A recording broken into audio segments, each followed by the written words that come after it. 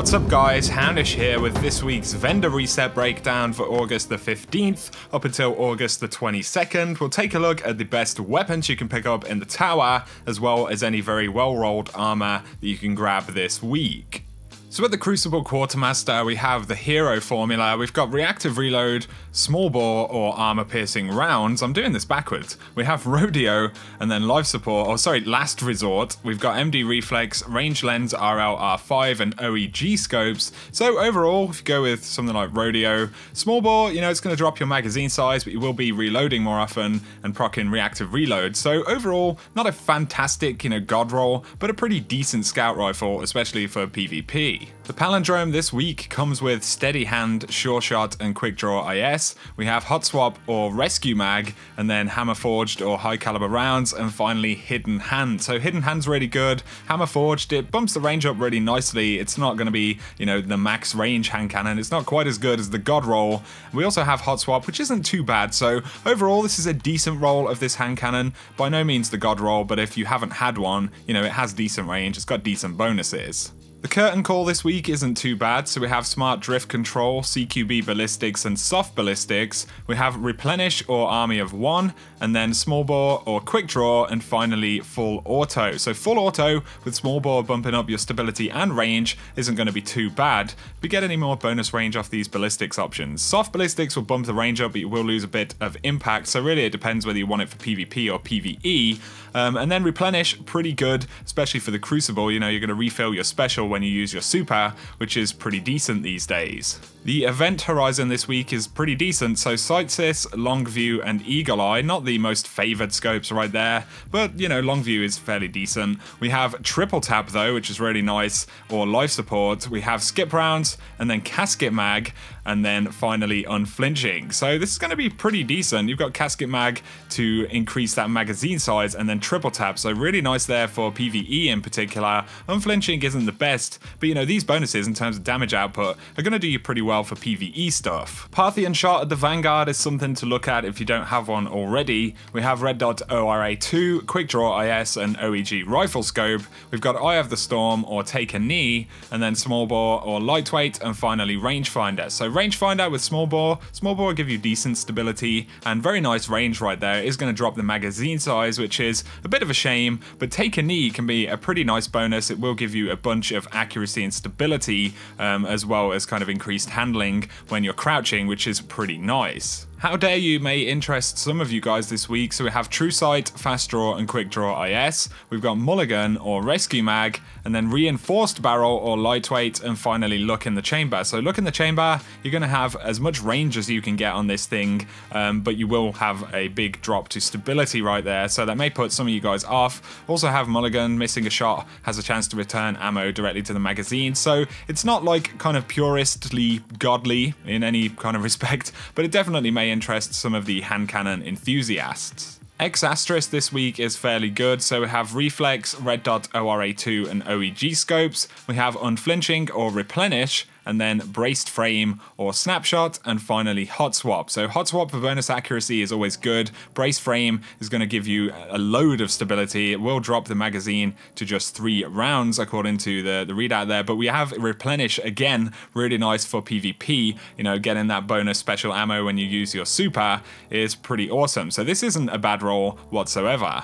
OCCAM'S Razor isn't too bad this week, so Smooth Ballistics, CQB Ballistics and Aggressive Ballistics. We have Performance Bonus or Army of One, Reinforced Barrel or Lightweight, and finally Crowd Control right there. So Crowd Control is pretty nice. We've got Reinforced Barrel, so you've got pretty decent range on this thing. And then also Performance Bonus is really nice. Kills with a weapon have a chance to grant bonus reserve ammo. So this will be okay in PvP. You know, it's not the max range, high impact type of shotgun. In PvE though, it's going to drop you more ammo, and you also get that crowd control damage buff, so I think this would be a pretty nice PvE shotgun.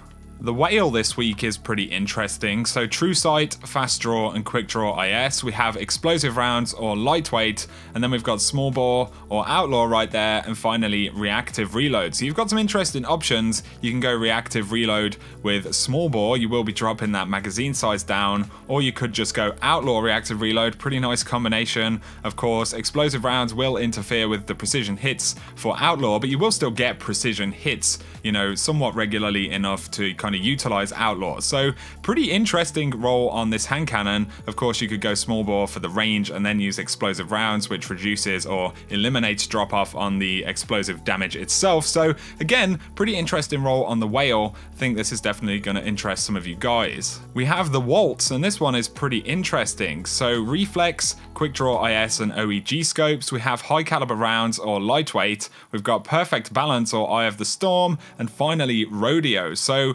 just straight across the top, high cal, very good on this type of pulse rifle, more stability with perfect balance, and then more reduced severity of the recoil. Rodeo, you know, it does do kind of a thing. So absolutely, across here is actually probably going to be one of the better roles that you'll see for this particular pulse rifle.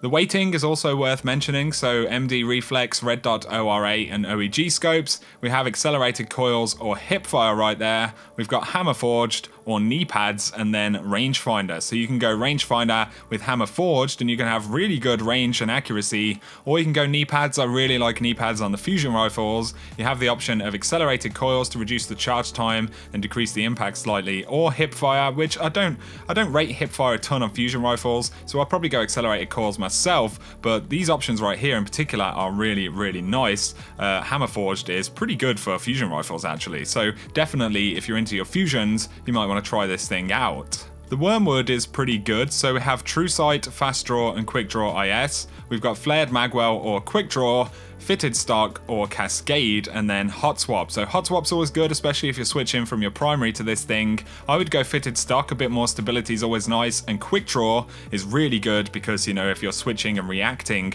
to kind of people rushing at you or whatever, then it's going to be a lot quicker with Quick Draw. So this is a pretty solid sidearm right there. We have the Extremophile right here, so it has reflex, quick draw IS and OEG scopes. We've got armor piercing rounds or snapshot, and then small bore or hot swap, and finally glass half full. So glass half full, small bore for a bunch of range and stability. It actually says it ups the magazine. I don't believe that is true. I don't know if it's bugged on this weapon. First column is not the most exciting right there. I mean, snapshot, you know, can be pretty useful. Armor piercing rounds if it's your bag. Overall, not the best roll, but something to play around with.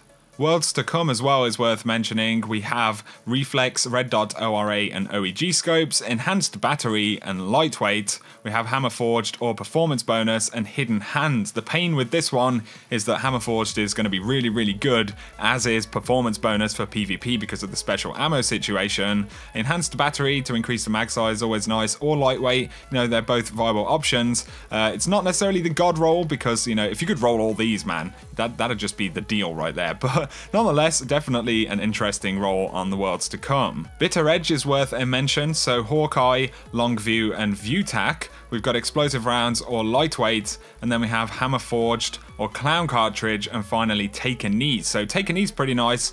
I think clown cartridge is going to be kind of one of the main draws to this weapon. Could be interesting with explosive rounds and tethers and all your damage buffs on bosses, actually, this in particular. So I think you've got potentially a pretty fun PvE and PvP sniper.